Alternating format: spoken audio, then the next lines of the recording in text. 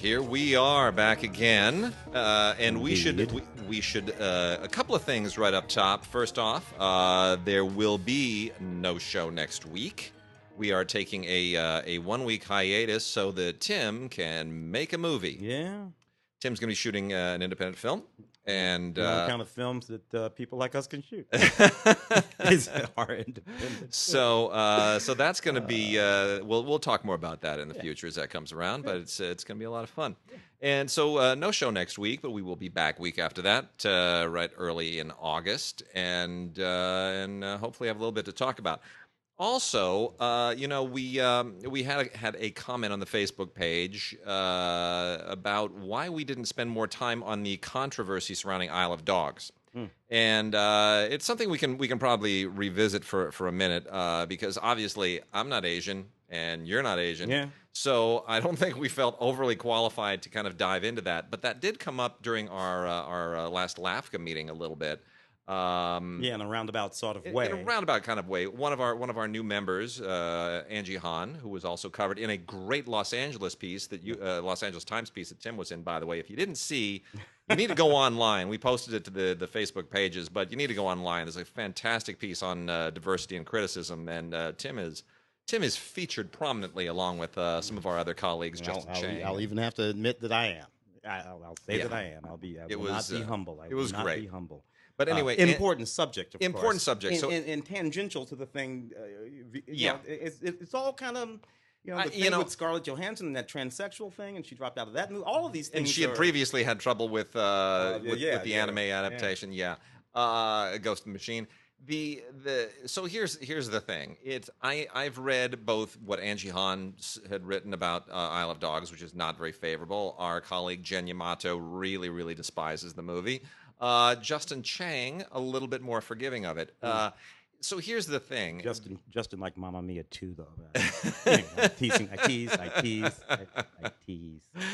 But so here's the thing. I understand at a distance all of the reservations that people have about Isle of Dogs, which is, Wes Anderson is he's sort of using an Asian aesthetic as wallpaper in a way, which I know for a lot of people feels disrespectful and dismissive, and even the way that some of the accents are used and some of the way the animations is that it almost feels like yellow face stereotyping in some respect, the way that things were back in the Mickey Rooney and no. Yeah. No. And can't get there from here. It didn't strike me as that way.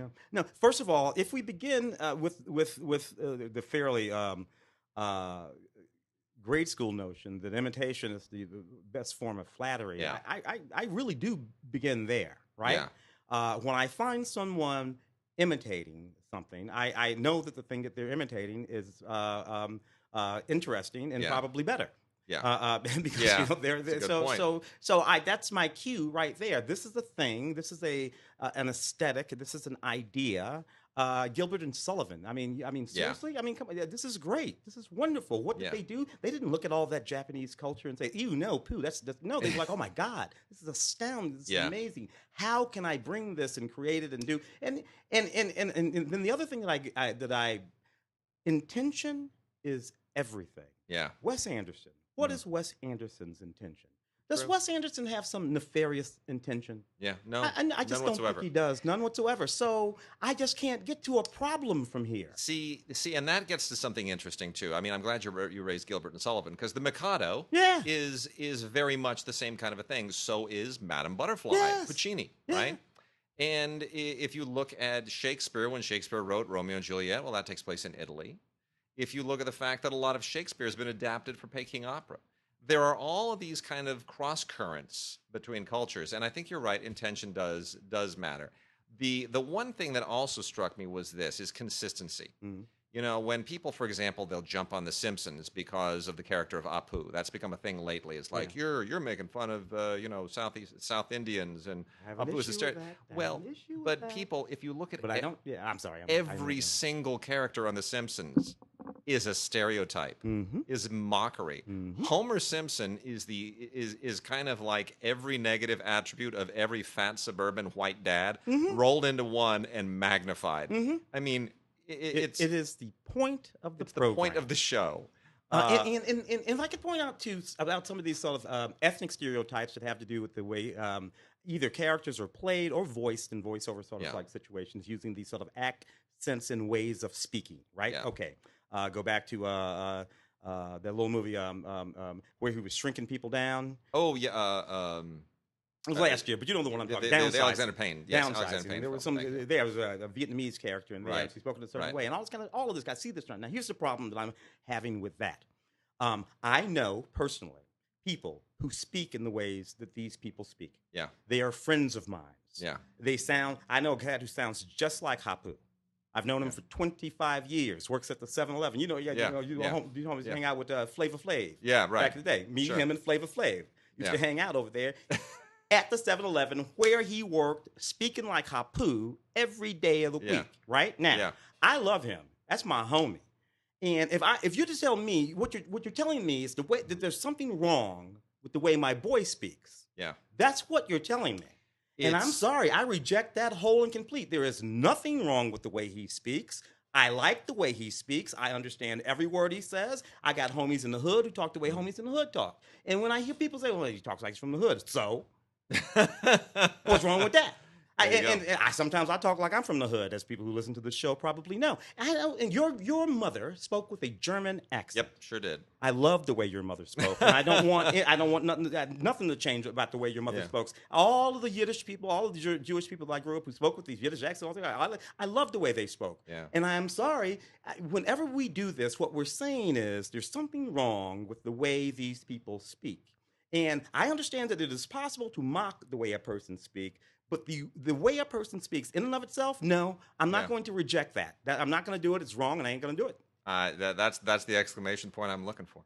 I agree completely. I mean, I think the only other thing that I would say in this is that if there really were something genuinely offensive about, like transcendently offensive about the things that Wes Anderson was doing in that, then I think those of us who are not Asian, and I understand if you are Asian that could feel very sensitive, but I think the other measure is if I'm not Asian and I go to that and I come away feeling some sense of respect and reverence for the culture, I think in that sense it has succeeded. Nothing about that film. I didn't walk into that and think, it's like when people say about All in the Family, like, oh my gosh, All in the Family, it was such a racist show. No, because if you watched All in the Family back in the day, you walked away from that show pitying, more often than not, Archie Bunker and respecting George Jefferson. But there's a very, very famous episode with Archie and George Jefferson. It might even be the first one where they actually meet, which is the one where it's a party. And the Jeffersons are throwing a party. Do you know which one I'm talking about? Yes. And Archie and Edith are the only white people at that party until another guy shows up. And Archie says, "Oh, who are you?" And it turns out that is Jenny's dad. Yeah. And he realizes George has not yet met Jenny's dad. And it's a brilliant piece of television because you walk away from that, everything is flipped on its head. Yes. And you walk away from that episode transformed in the ways that you see a race in America.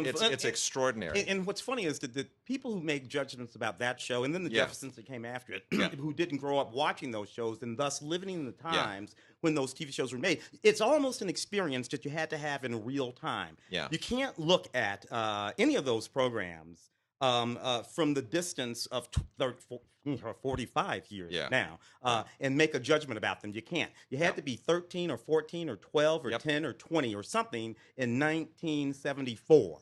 Walking around this planet in 1974. And everything you see or in black exploitation films or in so many other kinds of movies makes so much more sense. It does. And we can't do that. This is all one needs to do with respect to the Wes Anderson film in particular. You might say the same thing about Moonrise Kingdom. I think that's one of the ones you could say. Sure. Here's the question. Does Wes Anderson love Japanese culture? I don't know Wes Anderson, but I can tell you this, he does. Yeah. He loves Japanese culture. I know he does. Does Wes Anderson love Eastern Indian culture? Sure he does. I can tell. How do I look at his movies and I can see his love for those cultures. The attention to detail. So how can anyone who sees these movies not see that? And then once you see that, what is the problem? Yeah. There we go. I'm done. All right, well, I'm going to hit a few things just off top. We got 3 really, really terrific Blu-rays from Darjeeling Naxos. Limited. That's what it was. Sorry. Darjeeling Limited, yes, that's it. Yeah. We got 3 terrific Blu-rays from Naxos, classical music stuff. Really, really great stuff. I got to really, really highly recommend Verdi's Nabucco. I had never. This is look, Verdi wrote a lot of operas, and there are like 2 or 3 of them that ever get significantly performed and staged in America. Nabucco is one I'd never even heard of, and this is staged at the Verona Arena, the Arena di Verona, in classical Italian fashion. It is a gorgeous, gorgeous place to stage things. This is amazing ancient arena, and what an absolutely tremendous performance this is. It is absolutely beautiful, just first rate. Don't know any of the people who are in the cast. Don't know anybody who did this. I'm the conductor Daniel Oren, director is Arnaud Bernard. Don't know these people. This is the arena itself. It's their orchestra and chorus. So this is everything. This is the whole team there that normally does all the performances and stagings at Arena di Verona. This is on Blu-ray from Bel Air Classics, and it is absolutely stunning. Highly recommended for fans of opera and classical. We also have Franz Lehar's Das Land des Lachelms. Here I am, half German. I can't pronounce this stuff. This is from the Zurich Opera House, and Franz Lehar, of course, not necessarily an opera guy. This is light opera. Franz Lehar is one of the great light opera figures of the last century or so. And this is not one that I'm overly familiar with. I'm more familiar with things like Die Fledermaus and that kind of stuff. But this is it's nice. It's perfectly charming and engaging and well put together. It's not like Nabucco. It's not that. But it has its own charm, and if you like Lehar, you'll enjoy that. And then Tchaikovsky's Manfred Symphony and Mendelssohn's A Midsummer Night's Dream together on a single Blu-ray from the Lucerne Festival line. The complete rundown here is it is Felix Mendelssohn's overture and excerpts from the incidental music to Shakespeare's Midsummer Night's Dream. And then Tchaikovsky's Manfred is a symphony that's based on the writings of Lord Byron, if you're not overly familiar with it. So those are both here on a very, very nice HD Blu-ray from the Lucerne Festival line of Accentus Music. So there's that. And then a few docs that we should make mention of. A couple of 4K ones. Not a lot of these docs in 4K, and these come from Shout.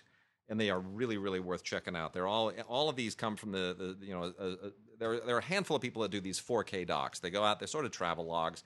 It's more about how amazing the photography and the special effects and what they can put together to really show off the format. But this really does show off the format, and you got a couple of great narrators here. Dream Big, Engineering Our World, narrated by Jeff Bridges, is kind of just an architectural tour de force, and it goes through all of these amazing locations and architectural achievements, and which are in turn engineering achievements.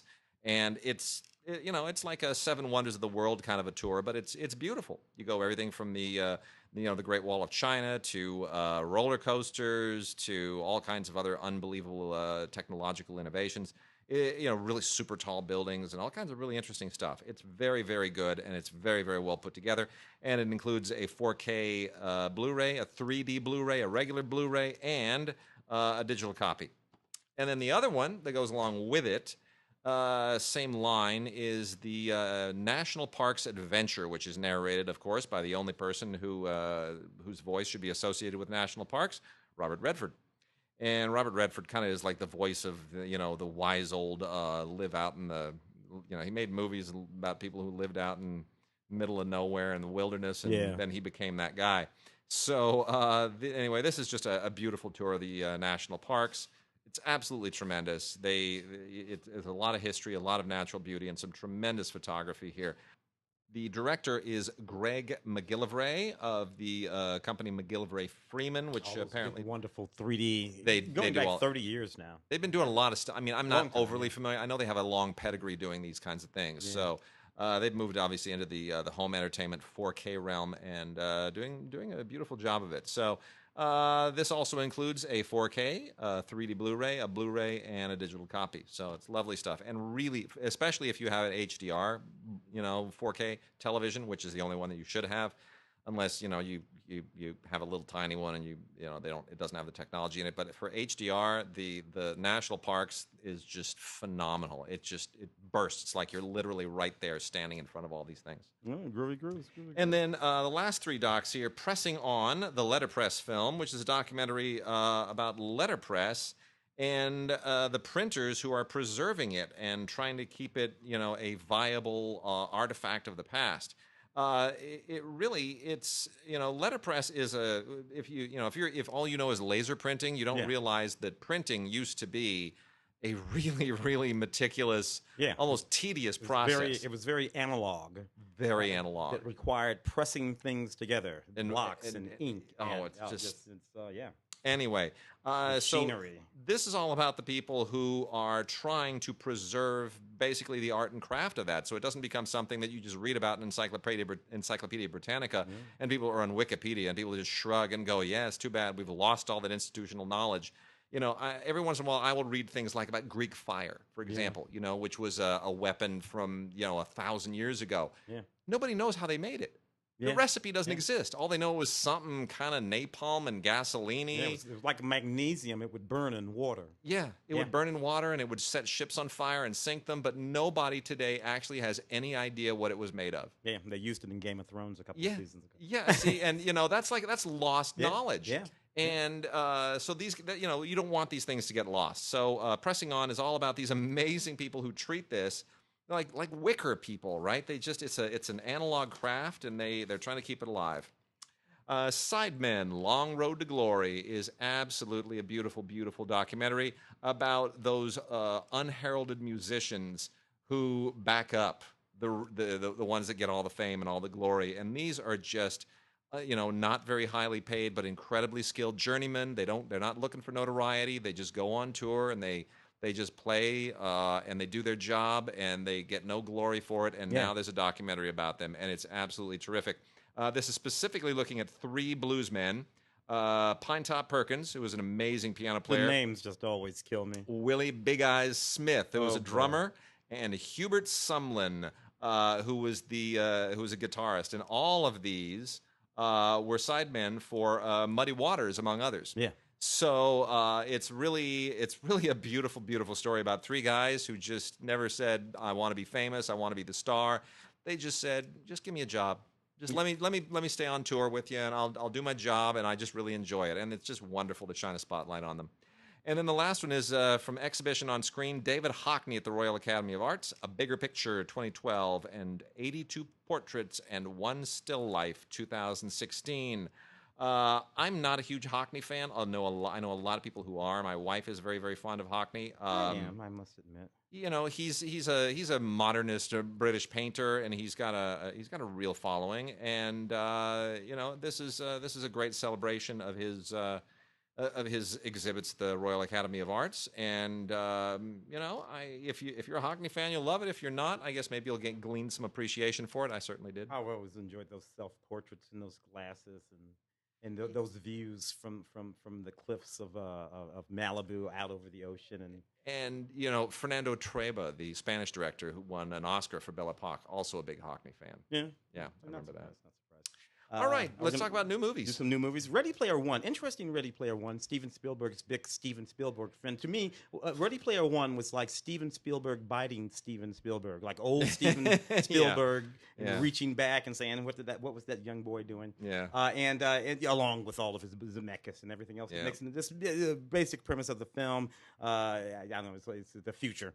and the world is kind of a funky place. Most people are spending their time in this virtual reality video called game. Oasis. You can be anybody, you can do anything. This kid, whose name happens to be Wade, it wins the first section of this game that might unlock the key to the fortune of the old guy. Mark Rylance shows up a lot in Steven Spielberg's friends. He does now. That's amazing. So he's there and is wearing the kind of wacky wig, which was kind of nuts there. But nevertheless, I don't know. This film actually did pretty good, and it has pretty good scores and Rotten Tomatoes and all of that. But at the time, when this film was released and it was out and was going around, I just didn't feel like it was happening. I did not feel like people were catching on to it. We did a slam on it, did we? Yeah, not? we did. You guys slam? We did. We did a slam on cinegods.com. You know, I have such mixed feelings about it because I liked it, but I felt at the same time, and I think this is what I said in the slam, which is that Steven Spielberg is here riffing on a genre and an era that he himself helped create. Yeah. And there's a melancholy to it. There's a sort of heaviness to it. The young man who made those movies is not the older man who's making this one. And it's I feel as though those movies were made by a grown man who was fundamentally Peter Pan, the boy who didn't want to grow up. Yeah. And I feel like this movie is made by a grown man who wishes he never had grown up. Yeah. And there's that sort of sadness and heaviness to it. And I've heard it changes a few things from the book in not very good way. What are the odds of the fact that all these kids are in the exact same city when this game is being played globally? Yeah. And there are a few other things in it that don't quite work so well, but it's a very impressive achievement. It's a little bit more Tintin and mocap than a lot of his other recent stuff, obviously, but. Still, I think in the canon of Steven Spielberg films, it is it's significant. It's certainly accurate. It makes sense in the canon. That's a lot of special features on here. On the what is this? This is 4K. 4K. That's 4K, and it's the only way to watch this because otherwise you'll lose. I mean, I know a lot of people want you want to see this in 3D. You think you need to see it in 3D because it's the whole immersive virtual reality thing. But I got to tell you, if you don't see it in 4K, and you got to choose, there's no 3D 4K. It's either 4K 2D or 3D in 1080p. I recommend 4K just because it is so much more immersive 2D 4K than it is in 3D HD. And it looks the way it ought to look in 3D. Well, you want these sort of mocap thing all this to be carved out. You want them crisp. You want them right there. You don't really need them in 3D. No. But you do need them sharpened and right in your face. I got a couple of Blu-rays here that are new films. Probably fell off the public radar pretty quickly, but worth rediscovering. One is called Moss by a filmmaker named Daniel Peddle.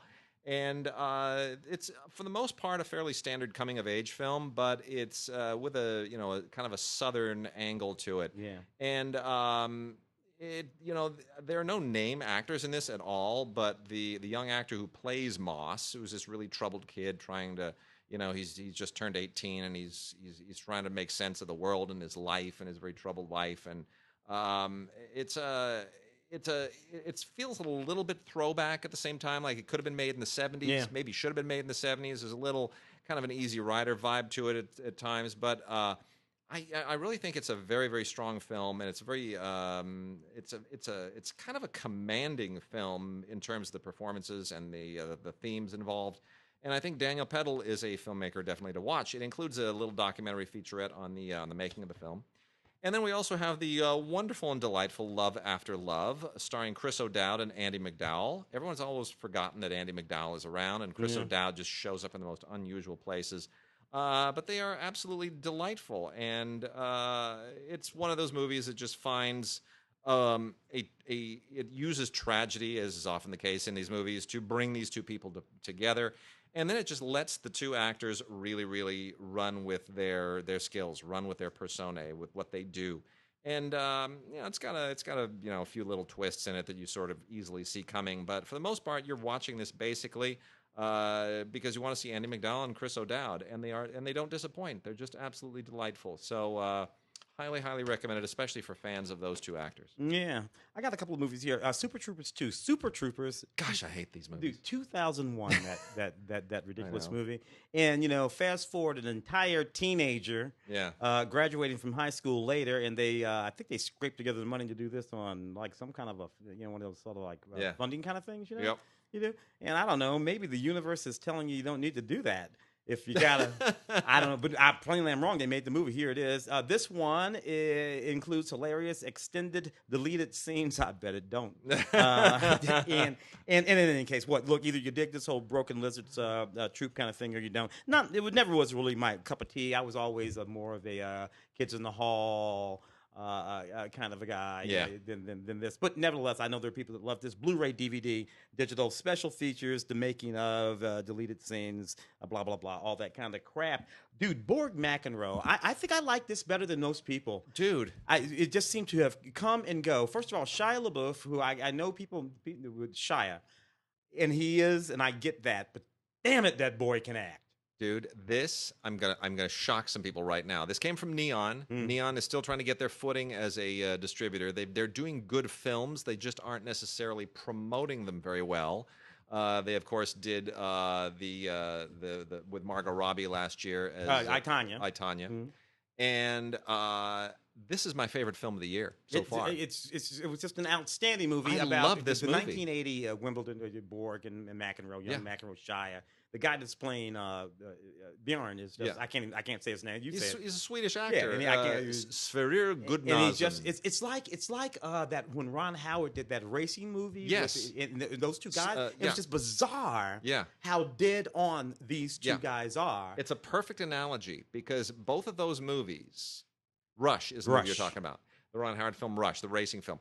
Both that film and this film, they wallow in authenticity. They recreate the era. They recreate racing and tennis. Smells like England 1980. First of all, I watched that match because you know me, tennis freak. Yeah. And I'm telling you, man, I'm watching that, and they are recreating moments. They're recreating moments, and it's just, and I don't get it. I just don't. Why didn't people get this movie? Both those movies, and that was my favorite movie of that year too. Both of those movies live in the same place, which is even though we're recreating everything meticulously, it's all about these characters and the fact that they are both friends and rivals at the same time. Yeah. They admire each other, but they are determined to beat each other down. Yeah. They're yin and yang. They can't live without each other, and they represent, opposing forces. And there's so much in Borg versus McEnroe that is so amazing. And it's so beautifully shot. It's beautifully done. It's incredibly well made. It is Skarsgård in the movie. This is virtuoso filmmaking. It is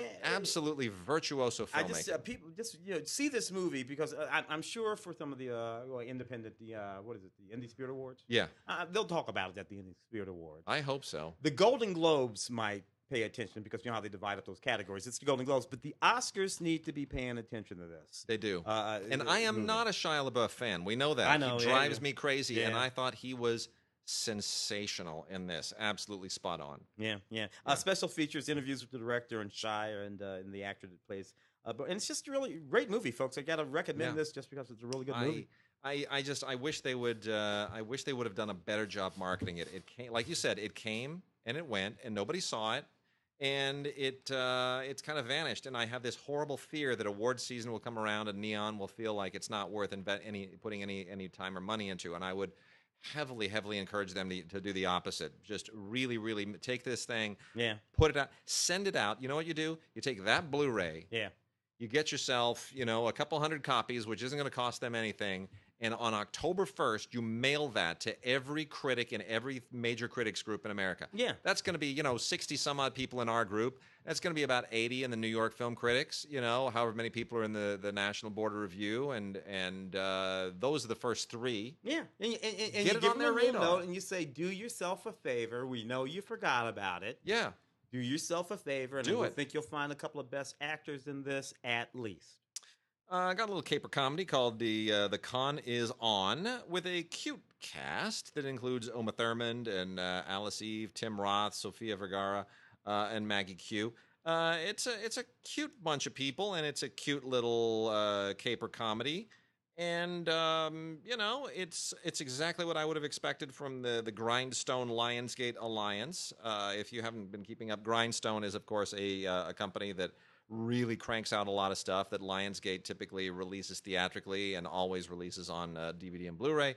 And what Grindstone does, they are all either kind of mid-level, very broad comedies, or they are really violent action films that usually star somebody aging like Bruce Willis, or a bunch of them star Steven Seagal. Anyway, so Grindstone went for the comedy angle on this. Antonio Banderas shows up in a lot of their stuff too. And it's really very much in that Grindstone thing. It's very much what they do. It's all about a jewel theft scam, and they're trying to pay off a gangster who's played by Maggie Q, and then all this kind of Ocean's 11, Ocean's 12, 13, Ocean's 8 kind of stuff starts to kind of happen. Some of it's more credible than some of the other stuff. It's touch and go, but it's nice to see these stars. It's nice to see Uma Thurman in particular. And it's well cast, and it's amiable. It's not great, but it's perfectly fine. And Parker Posey even shows up as well. So, Traffic, Traffic, because that's important for some reason. I don't know. It's the name of this little Blu-ray that I got in front of me. Paula Patton, Omar Epps, Laz Alonso, Rosalind Sanchez. And where's Omar Epps been? Seriously, he was on this series that I was watching for a little while, and then that went away and never came back, and I didn't see him for a while. I guess he was off making this movie, among other things. Love me some Paula Patton, of course. And Laz Alonso's a pretty cool guy, too, for that matter. This is one of those movies about a couple that goes off into the woods for a little weekendy kind of thing, stumbles across a biker gang, really dark, deep woods, biker gang that's doing some really brutal, nasty stuff out there. They are unexpectedly joined by their good friends who and next thing you know, all four of them are in danger because these bikers are going to have to kill them. And it's all about how them toughen up and fighting their way out of this situation. Look, it's a perfectly good movie. In that sort of extremely ordinary, you've seen this 10,000 times, a thriller kind of way. Nevertheless, special features include a making of kind of thing and a look at how these things sort of sometimes happen somewhere, but not really. We got some TV, and we're going to talk about, first off, some foreign stuff, British and French. Spiral Season 6 from MHZ. Season 6, this show continues to be a real hummer.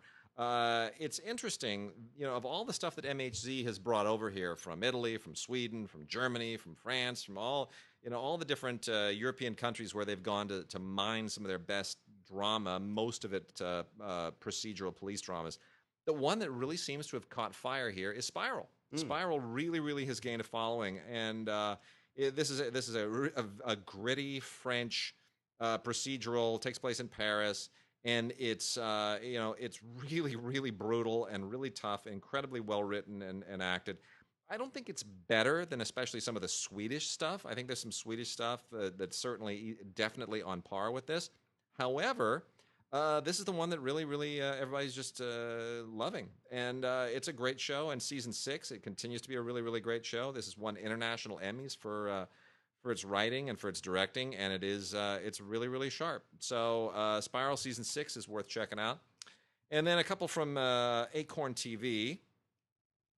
One of them you're already going to know. Murdoch Mysteries is now in season 11. I don't know what more we can say about this. This thing is still... I love the Murdoch Mysteries. It's so great. It's so great. And I love that it's Canadian. Yeah. It's it's just a really great show. William Murdoch, played by Yannick Bisson, and Johnny Harris. I mean, some great actors near Thomas Craig. All takes place in Toronto during the Edwardian era, when it's still very much like it's like London West. In a way. But I love all the references to things going on in America. Yeah, it's great. It's so funny. It's great, and this is made by ITV, who, of course, are the same studio that made... What? Excuse me. Yeah, I'm good. Downton Abbey. And then Eve Miles in Keeping Faith, another Acorn TV original. Keeping Faith is extremely... how do I put this? It's really eerie. It's a skin-crawling kind of a thriller. And it's one of those great thrillers that really toys with how long it can keep your suspense and your tension going. It really can string it out in a beautiful way. Eve Miles, who stars in it, is an attorney, a mom, and she's an attorney, and trying to do all of this stuff, juggling motherhood and job, and there's some interesting tension with the husband too, that they work together. And they founded a law firm together, but she's the one that's carrying the burden with the kids, and there's all that interesting domestic stuff, and then something happens, and I'm not going to tell you what happens, but something happens that you don't see coming, and it throws her life for a loop, and it is where it goes from there Yeah. into all of these really fascinating and unexpected avenues and little deep trenches. And it gets really awkward. I mean, there are times where you're going to say, "I got to pause this and go eat something," because this tension has to dissipate. It builds real slow. I like that about it. It builds very real cool. slow. 8 episodes, but you only need the 8 episodes. You do. It doesn't need more, and also includes a behind-the-scenes documentary that's nearly an hour long, and that's really, really great. Eve Miles deserves to have a really big career here. Let me just say that she should have a big career here.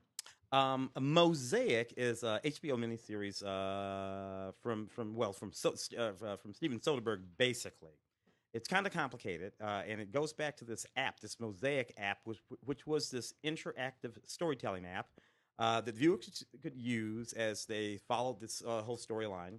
That had to do with a whole thing that goes down on New Year's Eve, and then somebody goes disappearing, sort of high-profile person goes disappearing. But if you use the app, you could sort of make choices and go down different tributaries of the narrative and come out in different places. So that's the way that works. So anyway, this series right here is sort of like doing that too, but within the context of an actual HBO miniseries.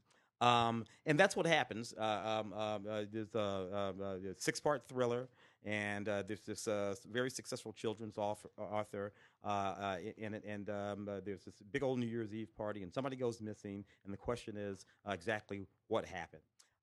So it's really the experience that you're engaged in here, the sort of way the story is being told, the stuff that has to do with who did what and where and all that kind of stuff. Nothing particularly groundbreaking there, but how you sort of work your way through it all is quite interesting from this thing. So check it out for that reason alone. If nothing, I'll tell you another reason to check it out, because Sharon Stone is in it. And I got to tell you, I still love me some Sharon Stone. Sharon Stone is, has come back from some rough times, some health problems and financial problems, and she's that's a strong, resilient woman. So very, very happy that that's happened for her. Yeah.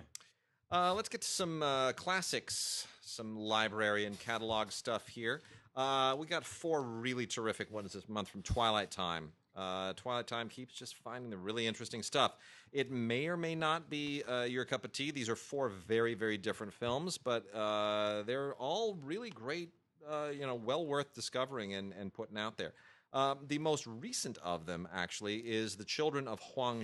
I'm surprised that they were actually able to get this. This only came out about 10 years ago. And this is on Blu-ray for the very, very first time. It's based in truth. Roger Spottiswoode directs this extraordinary, it's almost like a Pearl S. Buck type story, which is all about the evacuation. He's Jonathan Rhys-Meyers plays this journalist who's in China when Japan invades in 1938 and has to help basically evacuate Chinese citizens and save these people. And it's a very, very touching story. It's shot in a beautiful, epic way. And it's a quite a good film. It's probably one of Roger Spottiswoode's best films as far as I'm concerned. Didn't get a lot of love from other critics, but I think it's very, very well directed. Rhoda Mitchell, who kind of just fell off the radar a few years ago, she's in it as well. Chow Yun-fat, Michelle Yeoh get together again for the first time since Crouching Tiger, Hidden Dragon. A good, solid film that was released at the time by Sony Pictures Classics, The Children of Huang. And then there's also... I did the junket for that movie. Did you really? Yeah, Talk with Maggie. Yeah. Oh, man, it's just it's a good film. And then there's also an old Jane Russell film with Richard Egan called The Revolt of Mamie Stover. Not a legendary classic or anything. I mean, there's nothing about Jane Russell or Richard Egan that should make anybody just kind of lose their mind over. 2 very, very solid, second-tier performers for a long time.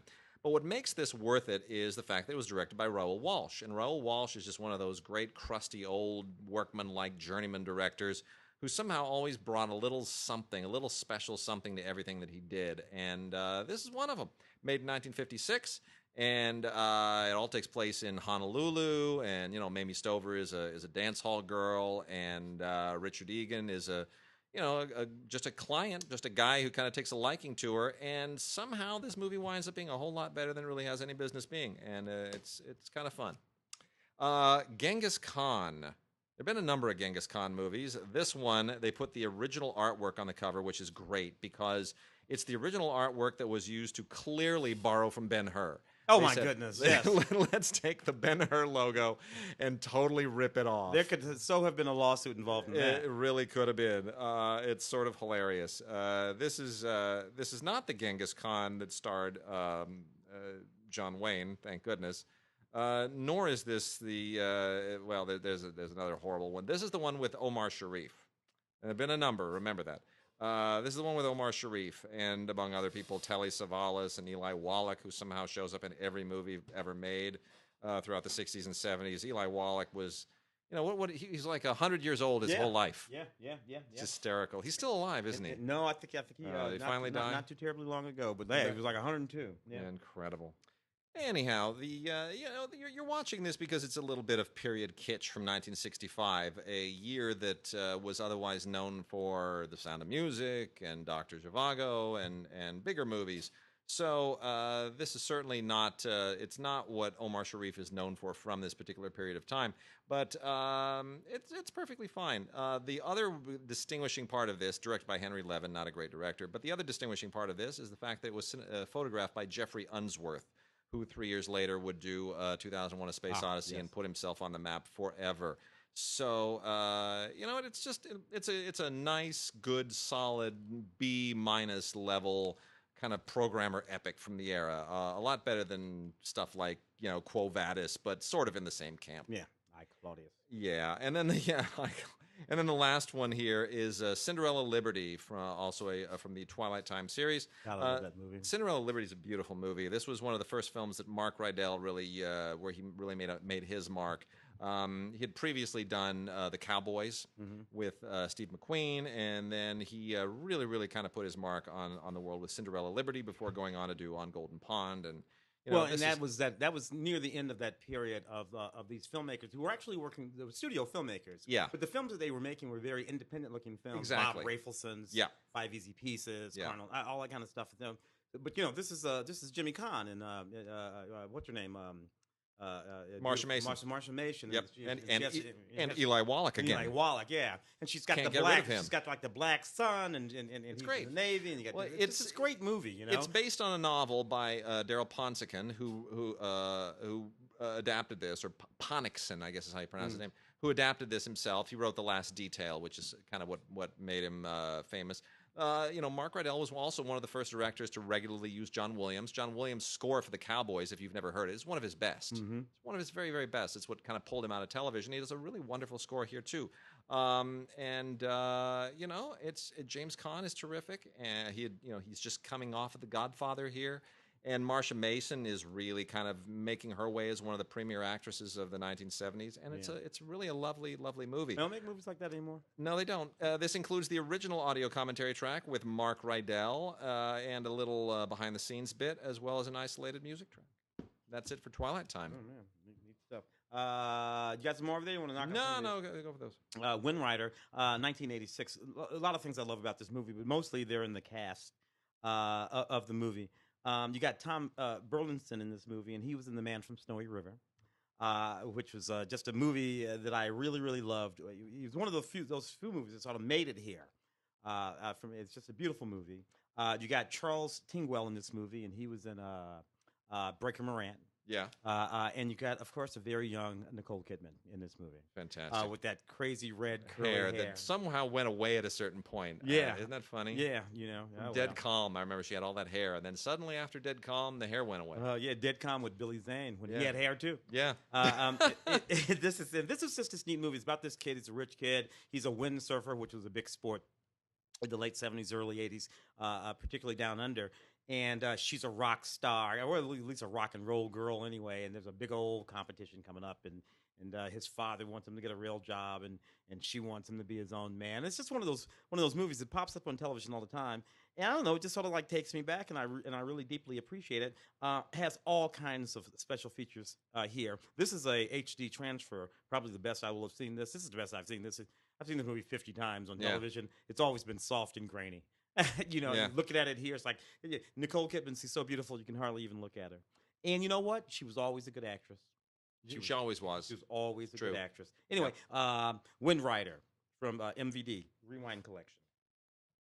In the Mouth of Madness has to be one of John Carpenter's wildest, craziest, wackiest films. I've gone back and forth on whether I like this or not so I love many it. times. I love it. I love it because it is completely out of control. And Sam Neill, also from Down Under, is just playing it straight to the wall. And I love the way it's very meta. Meta before the word meta was being used. It's a book, and the guy is writing the book, but the book is manifesting itself in the real world, and people will read the book, and you read it again back, and you're in this whole loop. And this guy goes, is it real? Is he inside? It's really, and it just never takes its foot off the gas pedal. It doesn't. You can certainly say that. Yeah. Although it's just it feels like somebody slipped Buckaroo Banzai a tab of acid or something. Yeah. That's what it feels like. Well, and this is Sam Neill a few years after The Omen and all that kind of stuff, but probably before Jurassic Park, I think, right? Yeah. Yeah. If I'm not mistaken. For sure. And so he's not that much of a familiar face. And and John Carpenter doing some of his best work by me. Again, packed with special features on a 4K scan. 4K scan of the original Elements audio commentaries with the director and the producer and other people, and a look inside the film and behind the film. The audio commentary with the cinematographer. Just really, really, really, if you're a fan of this particular genre or John Carpenter's films, collector's edition, John Carpenter's In the Mouth of Madness. So we got some stuff here from the Warner Archive collection, and the first one is a movie you've probably never heard of. And I almost don't even know how to review this. So Ned Kelly, let's just talk about Ned Kelly for a second. Ned Kelly. Know who Ned Kelly is. Ned Kelly is the most famous outlaw of the Australian Western period. Ned Kelly is sort of like the Australian version of Billy the Kid and Jesse James all wrapped together. Yeah. And Ned Kelly's story has been told at least a dozen times. Already in the silent era, there are 2 or 3 silent Ned Kelly films from Australia. And then the one that's perhaps most known here was one with Heath Ledger from about 10 years ago or so. 10 years ago. Before he obviously passed away and before The Dark Knight. And at some point, after Yahoo Serious had his very bizarre carrot toppy moment of fame here playing young Einstein, he went back and made this incredibly zany and odd movie where he kind of sort of plays Ned Kelly transported to the present, but with all this weird Yahoo Serious stuff going on, called Reckless Kelly. That's this movie. It's called Reckless Kelly. The fact that I had to describe all of that to you before even mentioning the name of the movie is the problem, is that you're not going to go into this unless you know all of that ahead of time. And I'm just going to tell you, unless you really like Yahoo Serious and that whole thing that he does, this will not make any sense to you. Every now and again, the Aussies would spit somebody at us. A couple, the other one's Paul Hogan, the crocodile. And there's a little bit of that in this too, because he comes to the United States at a certain point here, and it's a weird movie, man. It's really odd, but it's Yahoo Serious, and he has a following, so whatever. And then the other 2 Warner, that's on DVD only, DVD-R manufacturer on demand. The other 2 Warner Archive releases are both on Blu-ray, and they absolutely deserve it. These are 2 flat-out classics, and if you are a completist of great movies, you're going to have both of them. Herman Melville is typically known for writing Moby Dick, but he's also known for writing Billy Budd. And Billy Budd was turned into a sensational CinemaScope movie with Robert Ryan and Peter Ustinov, and it was Terence Stamp's first movie, and man, does he look great in it. He's young, and look, here's the picture of Terence Stamp in it.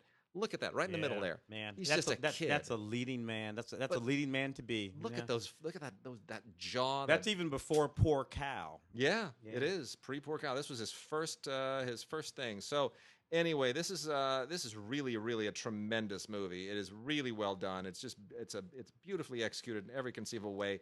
Directed, I should point out, by Peter Ustinov, who really at this point knew how to put a movie together because he'd been in enough of them. This is over 2 hours long. And it's just a wonderful swashbuckling seafaring adventure in that classic CinemaScope vein. The other one is Paul Newman in one of his very best performances, The Life and Times of Judge Roy Bean. I grew up on this movie. This was directed by John Huston and written by John Milius. There's a lot of testosterone in that right there. John Milius, Red Dawn, baby. I like to imagine that John Milius and John Huston probably got together when they were working out the script for this, and rather than working out the story, They just compared wounds and drank a lot to see who could actually hold his liquor the hardest. And then they went out and they would shoot big game. And somewhere in there, they worked out a movie, and Paul Newman was the beneficiary. The thing about John Milius, though, I mean, for all, Conan, I mean, how many things of John Milius? John Milius co-wrote Apocalypse Now. Apocalypse Now. Exactly, that specifically. Yeah. John Milius is the guy who didn't go to Vietnam because he had asthma. That's right. So, But here, let me tell you my John Milius story before we get into what a great Western the Life and Times of Judge Roy Bean is. This had to be, I want to say 1980, 81. I don't even remember what movie I was seeing. I might have been standing in line for Raiders of the Lost Ark. It was at the Man's National Theater, where I would later work when I graduated from high school. Mm-hmm. And I think it was probably Raiders of the Lost Ark. And we're standing in line. The National doesn't exist anymore as a theater. And I knew what John Milius looked like. Yeah, right? big dude, burly. I didn't realize he was about 5'10", though. Yeah. He's not tall. He's just burly. Yeah. And suddenly we're standing there, and here's John Milius scoping out the line. Now, the reason I noticed him was not because I noticed John Milius. The reason I noticed him was because I thought, who is that old fat white guy who is wearing a kamikaze rising sun headband? Yeah. What is that about? He was. Yeah. Those headbands that they'd strap on with the rising sun on. Yeah. He had one of those on. Yeah. It's a Saturday morning in Westwood. It was like 85 degrees in the summer. What are you doing, man? Come on. And John Milius would have been like 45 then. Yeah. John Milius, interesting thing about John Milius? Yeah. From St. Louis. Is he? Yep. You got all the good I have people no there. idea. It's a weird thing. Well, anyway, this is The Life and Times of Judge Roy Bean from the 1970s is a classic 70s Western. And 70s Westerns are starting to get into that revisionist thing where they're really, they're sort of turning their backs on everything that was a little bit glorious and glamorous about all of those classic John Wayne Westerns of the 50s and 60s, all that John Ford stuff, and they're getting a little bit tougher and more cynical. Now you get a little big man in movies like this. Yeah. And this is great. This is absolutely right in there, and it's there's a bank heist, and there are all these interesting sort of Western tropes in here, but it really is all about reinventing our mythology of the West in a very cynical but incredibly entertaining way. And what a great movie this is! Fantastic Maurice Jarre music. There's a famous song here that was written by Andy Williams, or sung by Andy Williams, written by the Bergmans, Marilyn and Alan Bergman. But what a great cast! I mean, Stacy Keach and Tab Hunter and Jackie Bissett and Anthony Perkins, Victoria Principal, Anthony Zerbe, Ava Gardner, Roddy McDowell. I mean, it's just an amazing bunch of people. And why wouldn't you want to be in this with Paul Newman in a script written by John Milius and directed by John freaking Huston? It's The Life and Times of Judge Roy Bean. You've got to see it. It's one of the all-time great Westerns. And Paul Newman particularly good in that. It is ridiculous to me that Terminator 2 Judgment Day is considered a classic film. But it is. There it is, 1991. It's odd that I can sometimes remember. I mean, I can remember mostly when I saw big movies, but I can remember something so specific about seeing this movie in Westwood. Yeah. As a critic. And still having to stand in line. I reviewed this for Entertainment Today, and I did the junket. I remember gig. sitting there with James Cameron and everybody from the movie. I remember this so well. Yeah. I remember my mother-in-law and father-in-law were in town. We took them to see the movie. Anyway, this is a 2-disc Ultra 4K and Blu-ray. It's just fantastic. All kinds of stuff on it. You just can't go wrong. Tell me, Wade, this has never been released since 1991. 4K. Not 4K. It's been released about 3 or 4 times on Blu-ray and all in different cuts, which has gotten very annoying. There are all these different cuts that Cameron couldn't decide on, and going finally all Blade Runner on it. Yeah, so just forget about all those and just get this. Just get that and be done just with get it on 4K. This one's unrated. Keep that in mind. And then we have The Navigator, A Medieval Odyssey.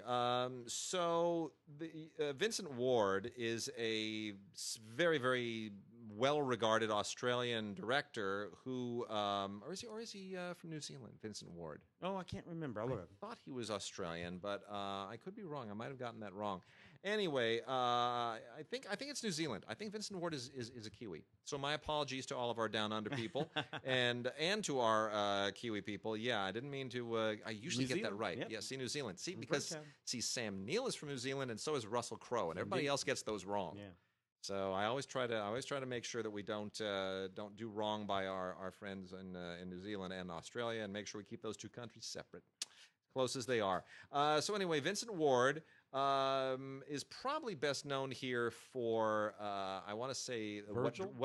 Virgil was his first film. What Dreams May Come. Oh with yeah, Robin Williams. Robin Williams, yeah. Which didn't really succeed as well as they had hoped it would. In any case, astounding special effects. Pioneering stuff. Yeah, and the Navigator, A Medieval Odyssey, it's again, it's like a lot of his stuff. It's not as successful as it should be, but you can't help but admire what he's trying to do here. You're trying to. It's basically kind of somewhere between Time Bandits, I guess I want to say, and maybe Back to the Future. I don't know. That's probably not a really good analogy, but anyway, it's a time travel story. It deals with this kid and the Black Death and being transported to a place and time. I'm trying not to give away sort of what the essence of it is, but it as a genre film, it doesn't quite work as a drama, almost even as a period drama. It does. It's very meditative. Yeah. It's a little artier, and that's sort of a hallmark of Vincent Ward's work, is that he's a little artier than most genre filmmakers are. He was one of the principal writers on Alien 3. Yeah. Yeah. And I don't know what he's doing now, but anyway, it's worth watching. I don't know if it's worth owning, but this is from Arrow Video, and it's on Blu-ray, and it has a ton of extras here, including a 1989 documentary on Vincent Ward that was originally aired on television, and a new appreciation that was recorded specifically for this by film critic Nick Roddick. Yeah. Memoirs of an Invisible Man. Man, did this movie stink up the place when it came out. Don't you wonder what they were thinking when they greenlit this? Yeah, well, look. Chevy Chase is the Invisible Man. Chevy Chase, that's the Invisible Man. And it doesn't, first of all, that means it's going to be a comedy. Yeah. And what did Chevy Chase do funnier than anybody else on the planet? Fall down. Yeah. What does an Invisible Man? Yeah. An Invisible Man falling down? That's not funny. Can't see the Invisible Man falling down. Even better than that was a movie that I actually was an usher for. I worked at the theater when they released the Steve Guttenberg 3D Invisible Man movie. Oh, I remember that. An Invisible Man in 3D. Let me say that again. Yeah. The Invisible Man in 3D. In 3D. It's just they used to set money on fire at the studios. The 80s, which, by the way, 80s were weird. Back when we used to make money. Anyway, this is really a terrible movie. Sam Neill shows up in this movie. It's funny how far back some of these guys go. And it's a John Carpenter film, which is just didn't make any sense as a John Carpenter film in any way, shape, or form. Nevertheless, here we have a new 2K scan and some other features, including outtakes. I wonder what they took out of the Invisible Man movie that they thought, nah, this is not working. Nah, yeah. But we'll leave the rest of this crap movie going. I don't know, whatever. The Invisible Man on Blu-ray. And then we have a Kino Lorber title here that is kind of a cool rediscovery. I had forgotten that this existed. I saw this a long time, like decades ago. This is a brand new HD master from a 4K scan of the original 35mm negative. And hopefully this isn't a letdown now that I've given you that. Let me repeat that. This is a new HD master from a 4K scan of the 35mm original negative of the movie A Strange Adventure. I know you're thinking, what? What is this? What? Yeah, and there's nobody in particular who stars in this that you should be very much impressed by. That's good noir. It's kind of a second-tier noir, but it's good second-tier noir. The guy who directed this, William Whitney, is basically known for a whole lot of kind of cheesy westerns. Those programmer westerns that they would just shoot in about 2.5 weeks, and round up some horses and have the cowboys make up their dialogue. And this is all about some guys who rob an armored car.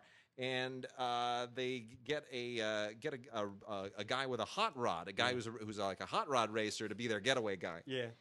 And which is such a contemporary. This is 1956. 1956. That's such a contemporary notion. And then they go and hide out in this mountain cabin, and then all hell breaks loose, and everything's all wacky at that point.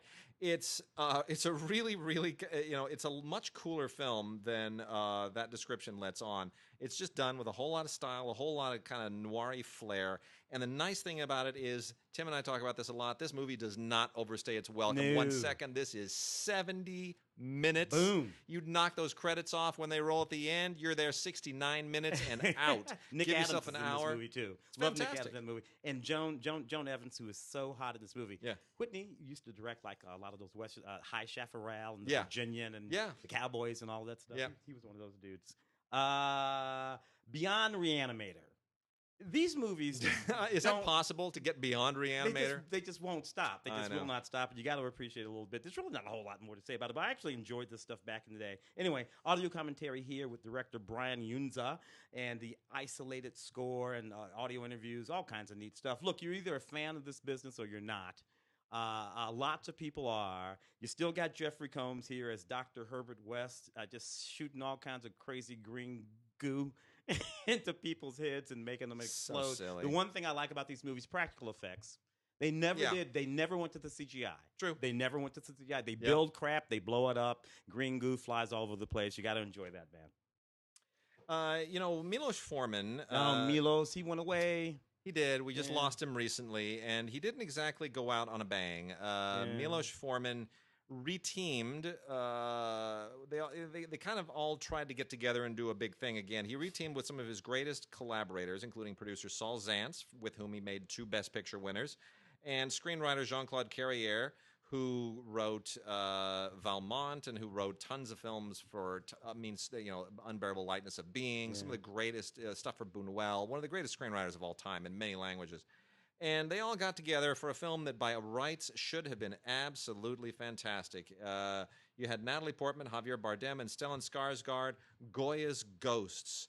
And I remember when this came out in 2006, and I thought, oh, this is going to be amazing. How do you get all those people together and you don't bonk it? You can't. It's just too much talent that they're just all going to make each other better. And that movie is crazy boring, man. This movie is just a great big lump of coal. Yeah. Stellan Skarsgård, Randy Quaid. It's so boring. It's just dull. It's really dull. And the whole thing takes place during the Spanish Inquisition, and it's got a little Napoleonic War backdrop going on, and Javier Bardem plays Goya, the great painter, and but it doesn't really go anywhere. Beautiful. It's nice to look at, but it just doesn't do anything. You never actually feel. The whole idea is that you're supposed to sort of feel the weight of the Inquisition, the weight of the politics. You're supposed to feel Goya and his artwork and the people in his circle as sort of representative of those who are suffering. And I understand what they're going for, but it just doesn't work. It didn't work. Still, it's not worth watching. It's an unfortunate failure given all of the incredible talent involved. So it's called Goya's Ghosts. It is out on Blu-ray. It's worth a rental, I would say. But don't expect what you would normally expect from that collection of people. Yeah. And then A Matter of Life and Death, which is one of the all-time great Powell Pressburger films, has a Criterion release. Michael Powell and Emmerich Pressburger. Such a beautiful movie. David Niven. This was also at one point called Stairway to Heaven. Yeah. I think it was Stairway to Heaven when it was released in the United States. And in the UK, it was A Matter of Life and Death, which is the title it goes by now. This was restored a number of years ago. I think it was about, I want to say late 90s that it was restored. And I saw an outdoor screening of that restoration at the private plane airport in Santa Monica on the tarmac, which was introduced by Quentin Tarantino, who was wearing surgical scrubs. Why? I don't know. Oh. He was wearing scrubs. I just remember that. There was Tarantino on the tarmac wearing scrubs, introducing a movie that was being projected outdoors. Still surrounded by all the aircraft. It was really fun. If you've never seen this movie, you need to see it. It is absolutely wonderful. It kind of goes in the same it was made in 1946. A guy named Joe. And what are some of those other afterlife movies? It's a Wonderful Life. Yeah. And there's Angels in the Outfield. There was a lot of obsessing on angels and fate and death at the time. And this is one of them. And obviously World War II making deals with God. A lot of making deals with God. A lot of that stuff. But what was the original? The original Heaven Can Wait. Oh yeah.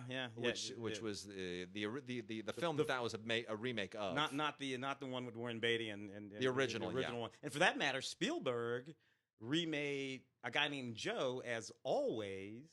Yes. With Richard Dreyfuss, I think, and like Holly Hunter and John Goodman, and Audrey Hepburn. And Audrey Hepburn, that's right. Yeah. The last film, I think that was her last film. It was her last film.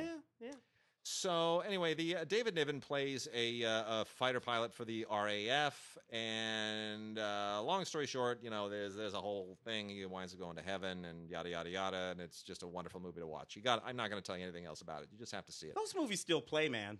They still do. Yeah. It's absolutely beautiful. It's a wonderful, beautiful, beautiful movie, and it's maybe the best performance David Niven ever gave, as far as I'm concerned.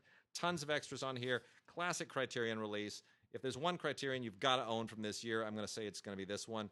There is, and just by the way, Michael Powell's widow, Thelma Schoonmaker, editor for Martin Scorsese, still working, still cutting stuff. Still cutting. And she gives a new interview here.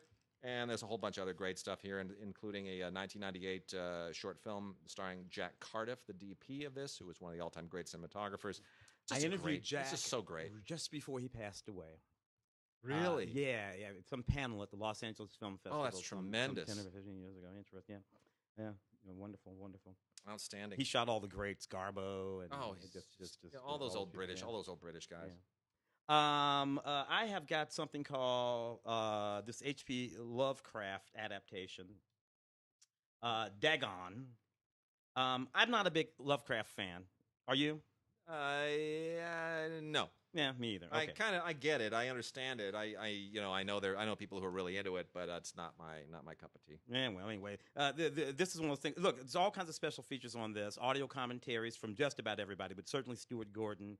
And Ezra Gotten, who plays the lead in the film, Paul Marsh. This is just one of those films with all kind of people wearing all kinds of crazy outfits and a guy in a mask with a knife and people, dude. I'm sorry, it's just not my thing. I don't know why you need this. Anyway, it's from the H.P. Lovecraft Collector Series, Dagon. If you're into it, go for it, baby.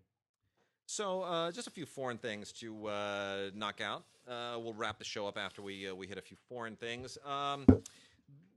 One of the great Russian directors in recent years is Andrei Zvygantsev.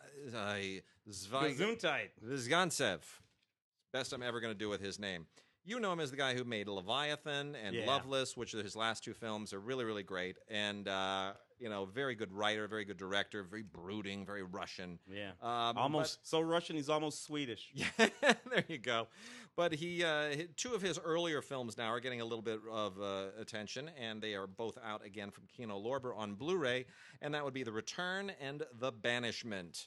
Those titles go together. Yeah. And The Banishment sort of is a lot more about what the mood of his films.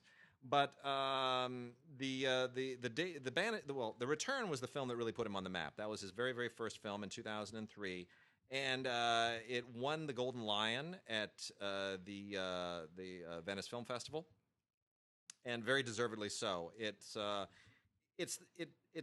story of two brothers and this. I don't want to even compare it to East of Eden because it's not even close to East of Eden, but it's almost more like what's the why am I forgetting this now? Which one? Sean. Indian Runner. Not the Indian Runner. I'm thinking with Christopher Walken as the dad and the sons, directed by James Foley. Oh no, not the one where he's. What am I thinking of? The James Foley film. Oh yeah. Hold on a second. Oh gosh, why is that title not coming to me? I hate it when this happens. I really do. It's because we're. This is the point where all of our listeners are now screaming it at the same time. They're like, "What's wrong with you?" Normally I got these things. I got right. an excuse. Yeah, because I smoke lots and lots of weed.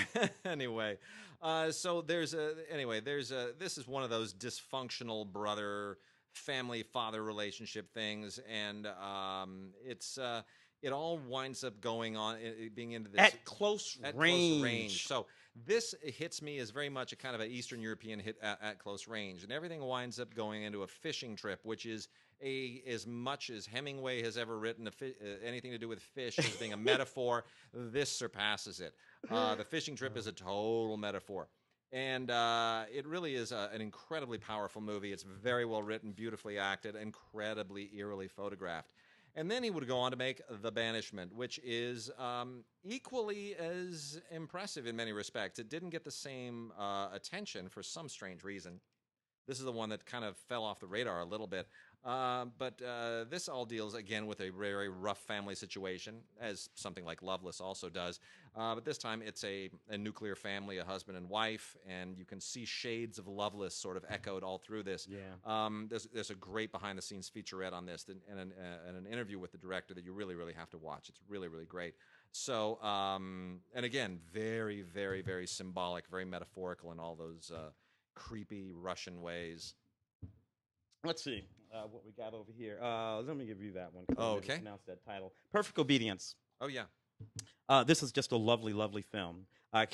Basically, it's one of those films that's set within the Catholic Church, and pedophilia, sort of sex scandals are going on all over the place. This is in the 1960s. This one we spend with a 13-year-old boy who's training in the seminary. Look. This is a very piercing and powerful movie. It's about a subject that we don't want to talk about a lot. The thing about this movie that's it's just so real. I mean, there's this father, and he's going after these kids, and there's a scene in the shower, and it just makes you so queasy. It's the word. And then when you press forward and we think about this subject today, well, anyway. It's a very, very good movie. Not a whole lot to offer in terms of special features on it. It's a tight little film set in Mexico. Lovely, lovely movie about a very difficult subject. Perfect Obedience. When do you say no to God's man? A film that really made an interesting run at festivals a couple of years ago is Ciambra. It was probably about a year ago. Ciambra is an Italian film from director Jonas Jonas Carpignano, who did Mediterranea. This was his second film. It's a story of, it's basically kind of a coming of age film, but it takes place in southern Italy in this very, very awkward multi-ethnic area.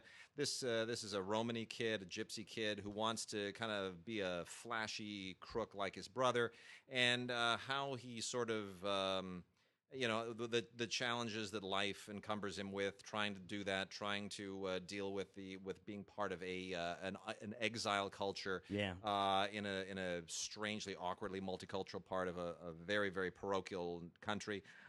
If you're Italian, or if you understand the cultural tenets that are at play in this film, it'll probably be more meaningful. But it's still very, very well done, and it's got a documentary and a featurette and deleted scenes. And it was at Cannes in 2017.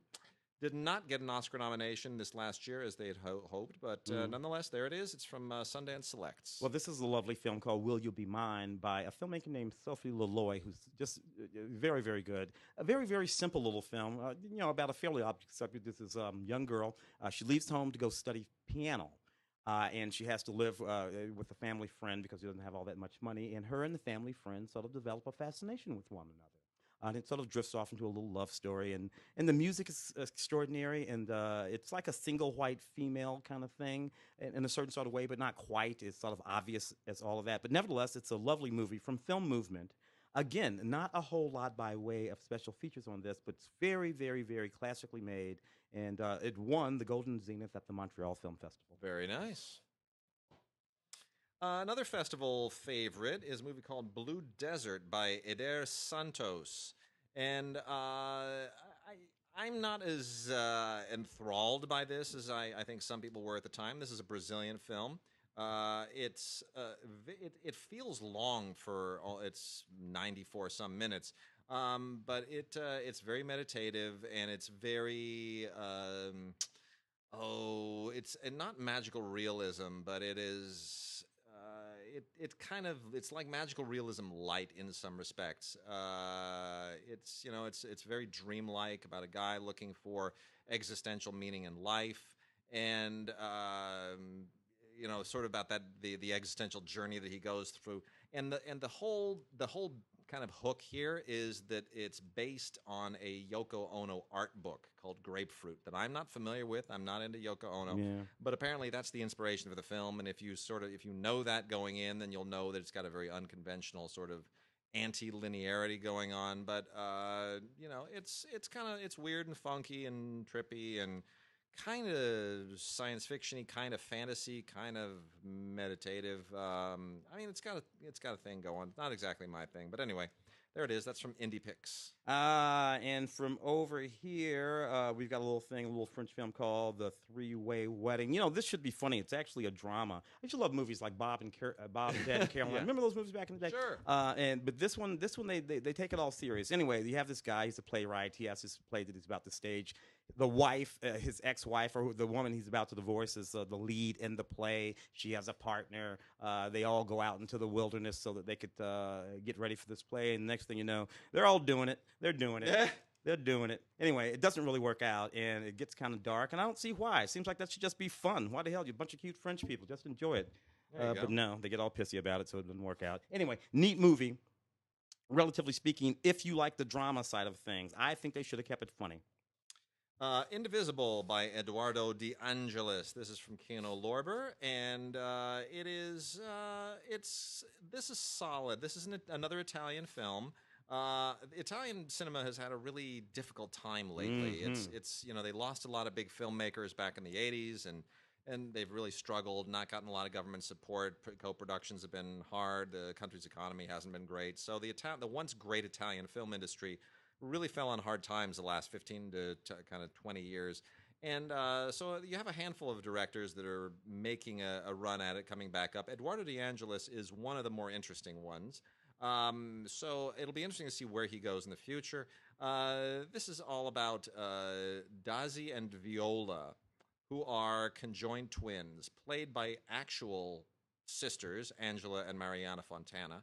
And it's not as whenever you hear conjoined twins in a movie, I always think of like Zed and Two Knots, the Peter Greenaway movie. Yeah. And you always think they play it like freaks. Yeah, they like use it as a metaphor for something wrong with the human condition or something political commentary or whatever.